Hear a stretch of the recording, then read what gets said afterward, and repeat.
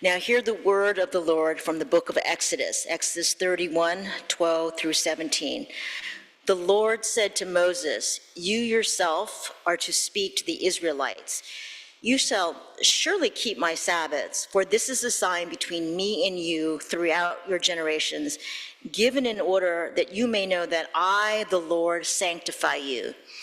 You shall keep the Sabbath because it is holy for you. Everyone who profanes it shall be put to death. Whoever does any work on it shall be cut off from among the people. 6 days shall work be done, but the seventh day is a Sabbath of solemn rest, holy to the Lord. Whoever does any work on the Sabbath day shall be put to death. Therefore the Israelites shall keep the Sabbath, observing the Sabbath throughout their generations as a perpetual covenant. It is a sign forever between me and the Israelites, that in 6 days the Lord made heaven and earth, and on the seventh day he rested and was refreshed." And from the prophet Isaiah, Isaiah 58:13-14. "If you watch your step on the Sabbath and don't use my holy day for personal advantage, if you treat the Sabbath as a day of joy, God's holy day as a celebration, if you honor it by refusing business as usual, making money, running here and there, then you'll be free to enjoy God. Oh, I'll make you ride high and soar above it all. I'll make you feast on the inheritance of your ancestor Jacob. Yes, God says so." And from the Gospel of Luke, Luke 4:16, "When he came to Nazareth, where he had been brought up, he went to the synagogue on the Sabbath day, as was his custom." This is the word of the Lord. Thanks be to God. The process of preparing a sermon goes through some interesting places. Most of it's fun. You explore ideas, maybe you share those ideas with other people. Perhaps your wife looks at you and says, "Don't even think about doing that tomorrow." Perhaps you wake up in the middle of the night, it's 2:30, 3 o'clock, why that specific time last night?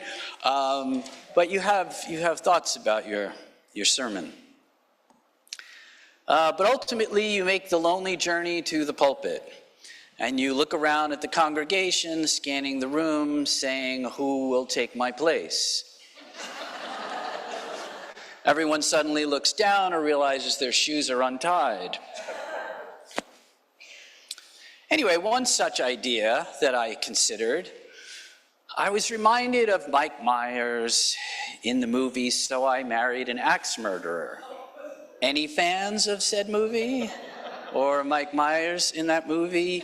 You know the poem Harriet, you know, he's on the rooftop, there's a little jazz band, and you know, he does this little, Harriet. Anyway, so I was thinking I would do like a little thing like Sabbath. It's time to rest. You've worked so hard. You've done your best. It's not enough. Sabbath. You got it? You got it, yeah, all right. I'm just gonna leave that alone. There's more, there's at least 2 more verses that I wrote, but I'm already testing the boundaries of your interest and my sanity. So, yes, we're talking about Sabbath. I've entitled it Sabbath, a Sanctuary in Time. Now, when we think about Sabbath, we have some different reactions. One, it's the next slide, that's so Old Testament. It's this tired old relic that we've managed to move past it. Secondly, what do you mean I can't go shopping? Yes, once upon a time, stores were closed on the Sabbath. Others of you might say, great, this is awesome. How many football games can I watch? Some might say, it's not really about a literal 24-hour period of time. It's just, it's certain meaning to it. One of my favorites is this last one. Sometimes people will say, why should I take a Sabbath? The devil doesn't. And I would say, are you taking your cues from the devil now? Anyway, the Sabbath. Rabbi Abraham Heschel has said this: Sabbath mends our tattered lives. And I would ask us this morning, is this a foreign idea? Does it find any relevance at all in our modern reality? Well, I'd like to give us what I would call like 3 adjacent examples that actually embody the meaning, the substance, the purpose of the Sabbath. The first one comes from our recent memory of COVID and the unexpected impact of the lockdown on the ozone layer. When lockdowns during the pandemic cut nitrogen oxide emissions, the effect on ozone pollution was global and unexpectedly rapid.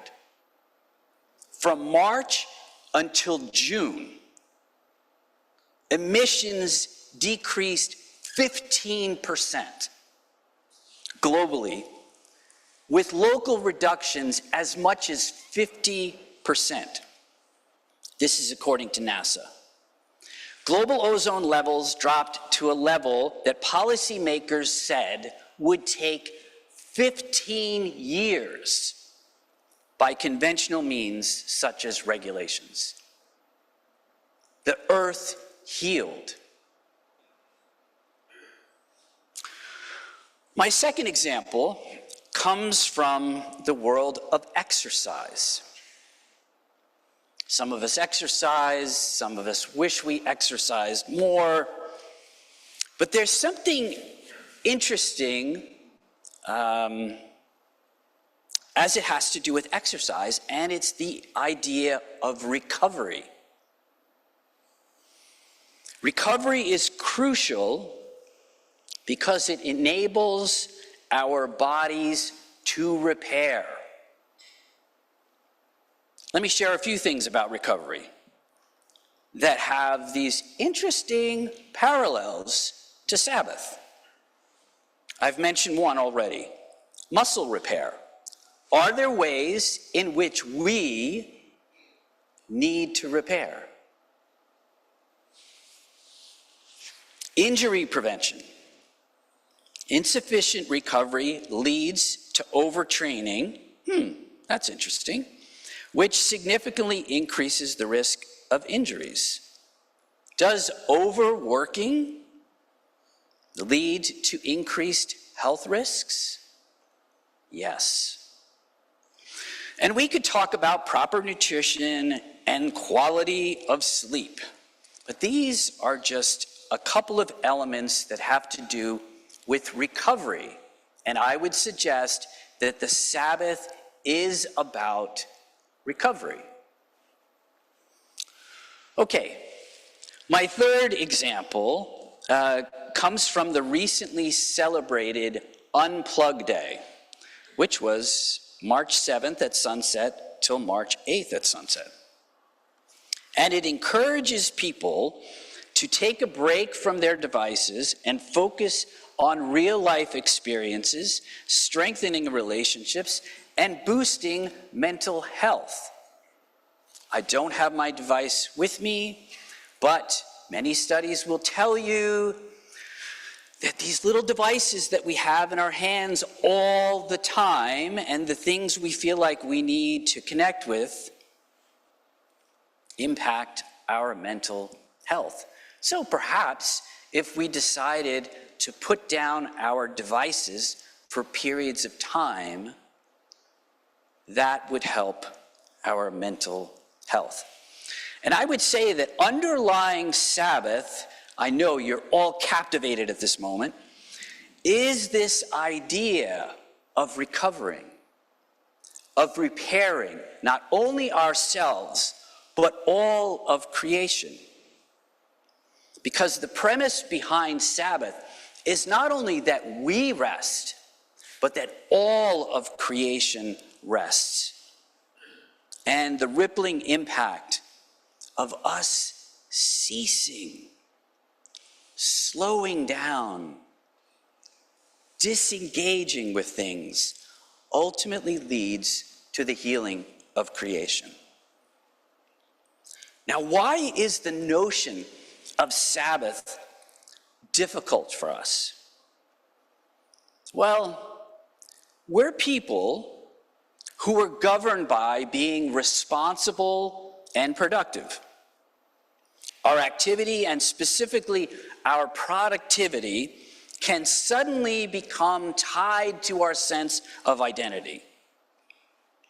Maybe it's the desire for success, maybe it's the expectations of other people, or the sense that what we do is who we are. Or perhaps we just don't understand what the Sabbath is. I want to suggest to us that Sabbath was born in creation. It was actually the first thing that God calls holy. It was restored among the Israelites after their oppression in Egypt, and it was affirmed and repaired by Jesus in the Gospels. But let's talk for a moment about what's the relationship between Sabbath and work. Are they enemies?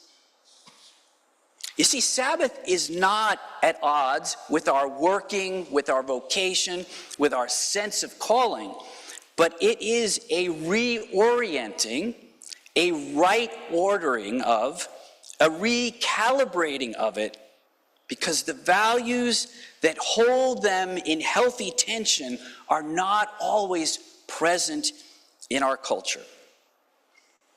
What do I mean by this? Here's a few details.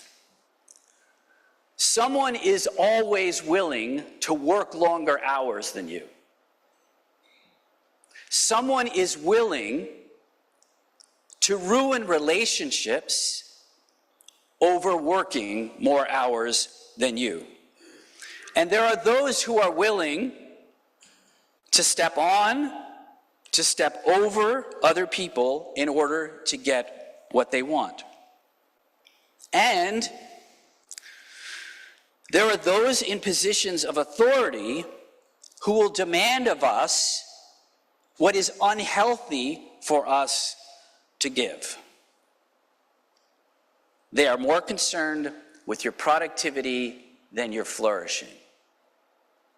Do we understand this dynamic? And Sabbath is one of those things that seeks to reorient and put things in perspective and strike a healthy balance. You see, working without rest is a distortion.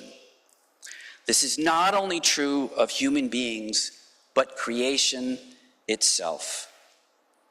When we try to extract from creation what it is not meant to give us, we destroy the world that we live in.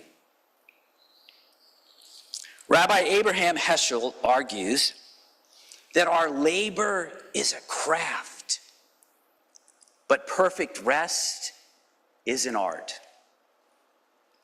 You see, the Sabbath bears witness to something pivotal to our flourishing as human beings. And it is why Jesus reset the Sabbath when he said, the Sabbath was made for humanity, not humanity made for the Sabbath. Do you know that did not originate with Jesus? It's not like Jesus all of a sudden said, I've got a pithy something to say. What he said was something quite similar to what another rabbi said.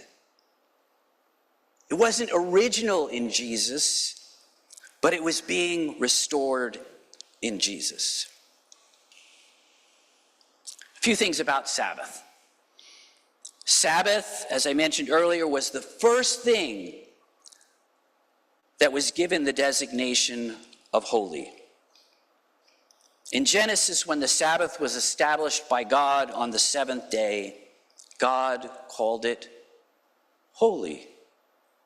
It's interesting. This is the first thing God's been creating for days. I mean, he's outdoing himself. And yet, when it comes to this day, God says, this is sacred. It's noteworthy that while it was the seventh day, what day is it for Adam and Eve?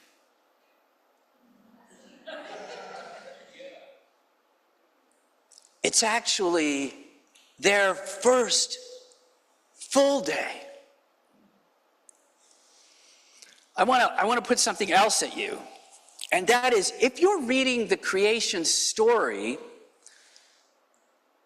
we think the rhythm is, hey, it's daytime, we're working, and then at the end of the day,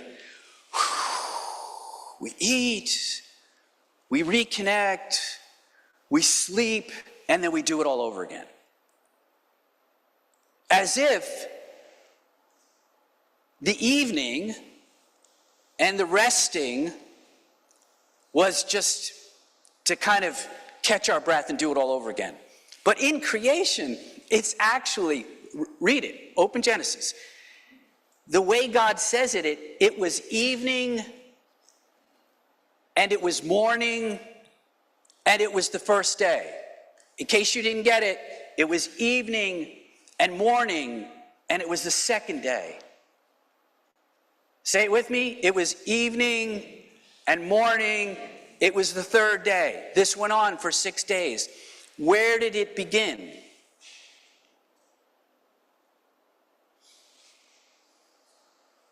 It begins with resting and connection, because that centers us in who we are.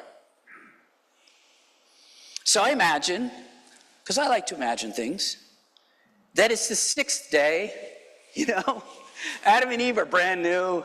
They don't know how this works. God's walking with them in the cool of the day. And he is pointing out some things in the garden. Oh man, I love making this. This is delicious. You must try it. Don't try it all in one day, but I'm just saying. And he points this out and points that out. And they're wide-eyed to creation. And the Creator says to them, I have a present for you.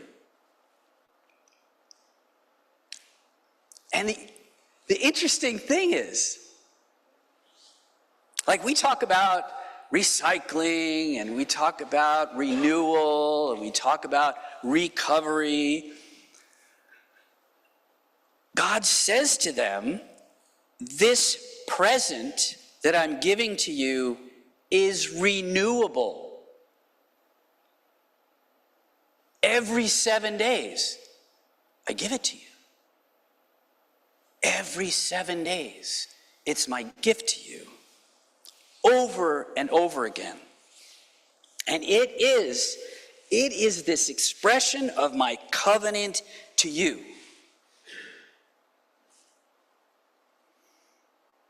It's interesting. There was no sanctuary at this time, or was there? A sanctuary is a refuge. And God offers them the Sabbath as a sanctuary in time. And the vision for Sabbath is joy and rest and recovery and reconnection. And another interesting aspect, I feel like you're at the optometrist. How many of you can read the last line? Some of you going, I hope he reads this. Which one are we on? We're on the far right now, for those of you keeping track at home. The Sabbath is a day of radical equality. It is for everyone. And it even gets explicit in Exodus because just in case people think, well, this applies to us. It's kind of an insider thing. It's kind of a Jewish thing. Exodus is very explicit that the foreigner or the stranger among you enjoys the Sabbath. That it is also a gift for them. I love what Martha Hickman writes when she says, Sabbath is a day to follow a different script, to savor the givenness of life, its mystery and joy. I just think so many of our days are lived at such a pace that we don't have time to slow down and actually savor the life we're living. And so Sabbath isn't, I love the movie Chariots of Fire. I don't know if any of you remember that movie. It's a story about a lot of things, but one of the stories in the movie is about Eric Liddell, who is a missionary. He is a Scotsman, and he runs fast. He gets to the 1924 Olympics, and he finds out that the heats for his event are on the Sabbath. And he says, I can't run. I can't run. It's the Sabbath. The way the story goes, most of you have probably watched this movie, he doesn't run. But then someone else says, well, hey, why don't you run the 400? Instead of the 100, you run the 400. You don't just go from running the 100 to running the 400 in the Olympics. But somehow he does, and he wins. And actually, when he went back to China as a missionary, his times, I don't know, of the next Olympics, would have won the Olympics. But he was busy. But there is this sense that the Sabbath follows a different rhythm, a different script. It's meant to slow us down. It's meant to pay attention. It's meant for us to look at people we care about in the eyes. It's meant to allow us to go over the terrain of our life and to feel it and to know what's going on inside of us instead of just running to the next thing. Rabbi Sachs points out that even the construction of the tabernacle in Exodus paused for the Sabbath. I mean, sometimes we think, and please understand me, I'm not being legalistic about this, but I just want us to feel kind of the weight of this, that God would say, no, hey, chill, the tabernacle will get built, it'll get built.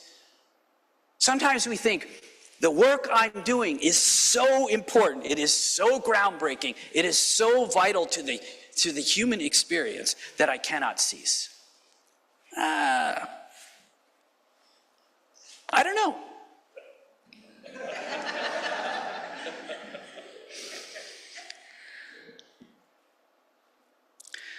You see, according to Jewish tradition, this juxtaposition was intended to establish this guideline that the Sabbath overrides even the making of the tabernacle.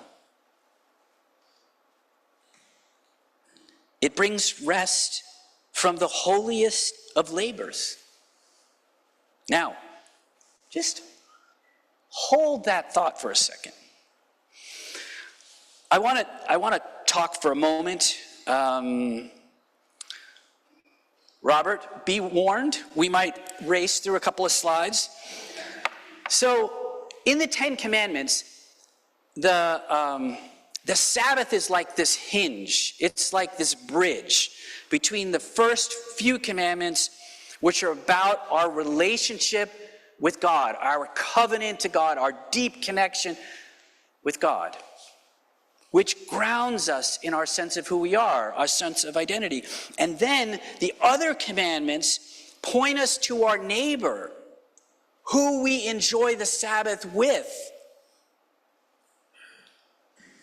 And it helps to establish this new social reality. Sabbath and the Exodus. God makes it explicitly clear in delivering them that they are no longer slaves in Egypt. And this is a massive shift in this toxic work system of relentless production. And so the Sabbath redeems working. It not only throws off the oppressive construct of living and working in Egypt, but it redeems it.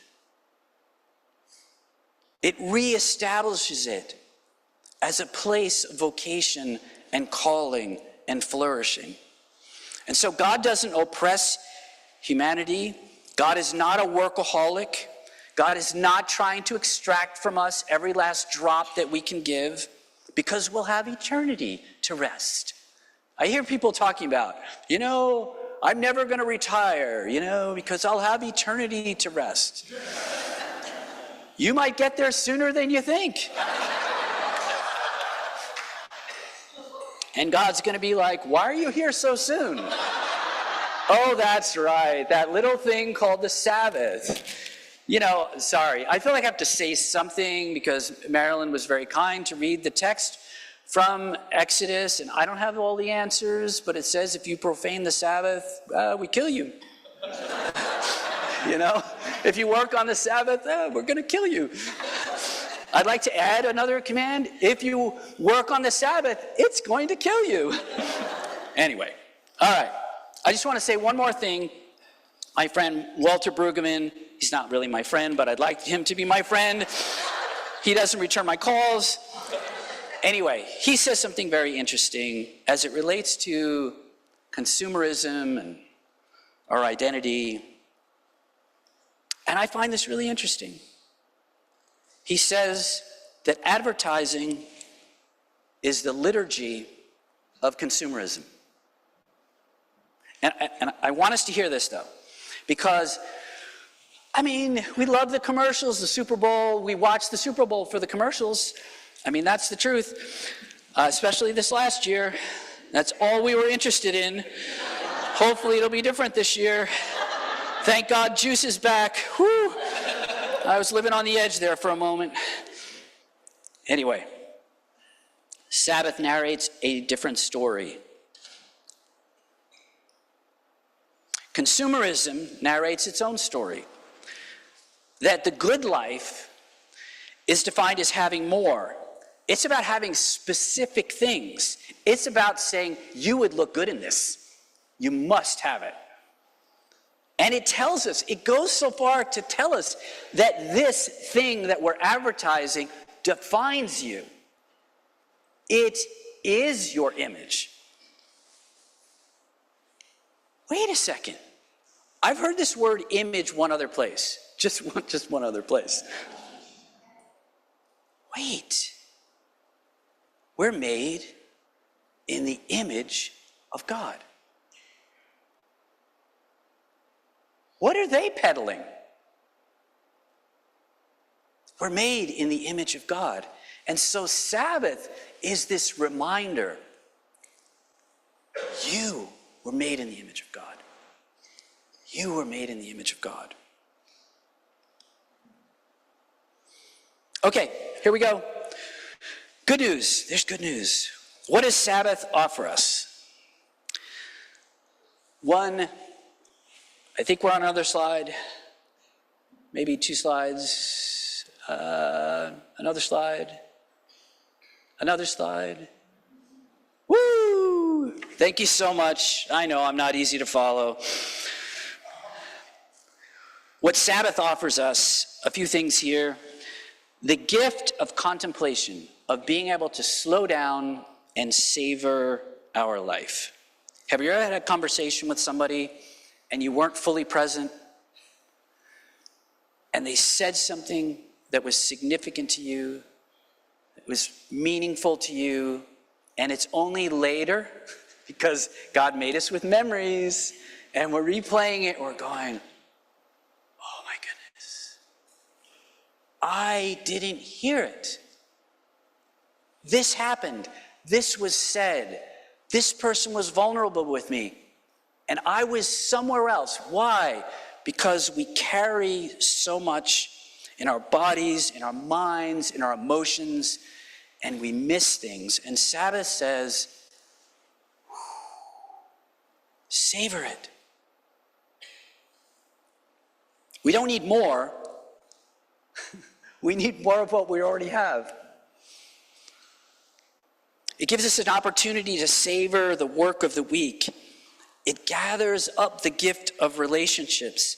It gives us some space to think about the difficult things and maybe find some perspective.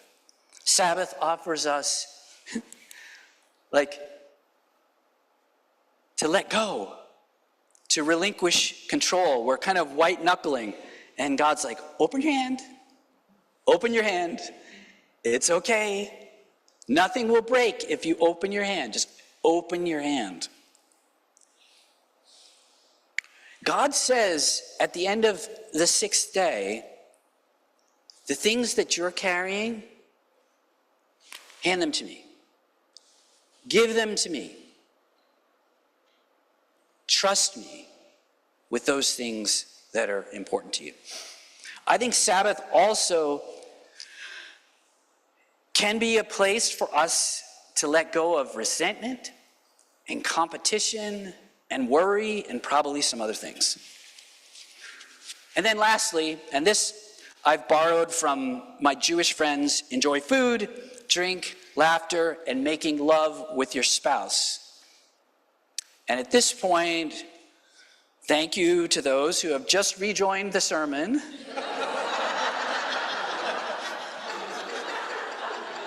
I know. You heard what? Making love? Now, by me giving you some different suggestions, this is not a to-do list. That would defeat the purpose if you thought, oh my God, this. Okay. Wayne Mueller says this: it was not Israel that kept the Sabbath, but the Sabbath kept Israel.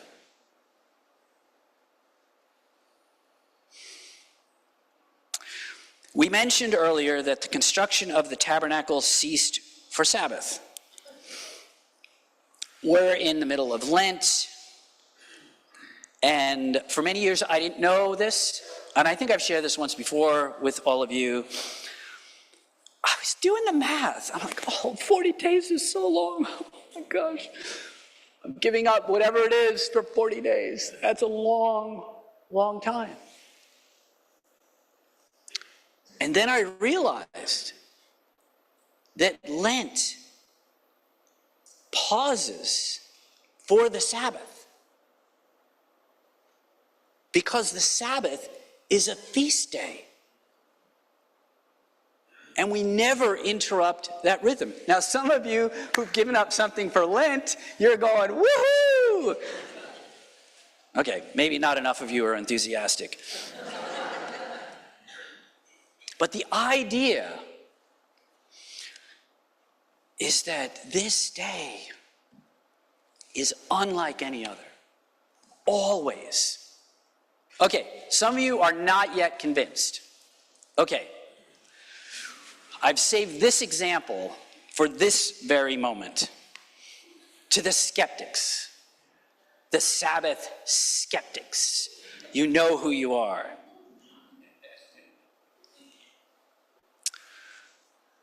I want us to notice that even the resurrection of Jesus waited. Do you think God had to wait 3 days? No.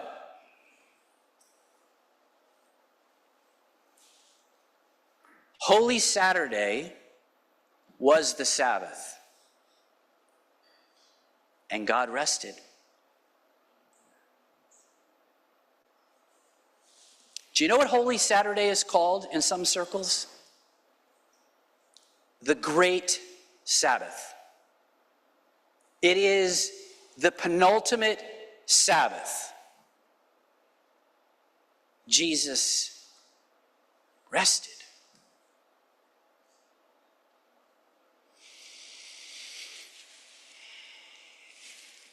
I want to say one other thing, just because this has started to mull around in my brain. And honestly, I feel like I am just beginning to scratch the surface as to what Sabbath is. I'm not really that interested in streets of gold. I don't really have use for a mansion. Some of that seems like wishful thinking. But there's this thing, as I have tried to live into the Sabbath, I feel the Sabbath before it's even there. I have this anticipation of Sabbath. I have this sense of like, I just get to breathe it in. That there's a way in which it is this joy. And I would just offer to us to think about, is the Sabbath actually a taste of heaven?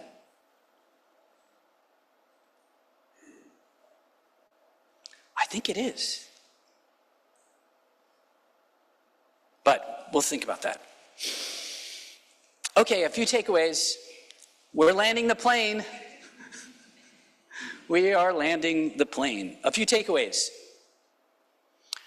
as it relates to Sabbath. Choose somewhere to begin. Give yourself something to look forward to, something to embrace, something to let go of, something to repair,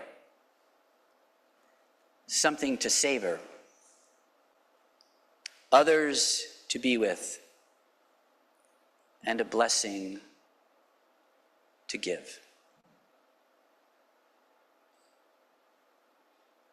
The Sabbath is for you. The Sabbath is for you.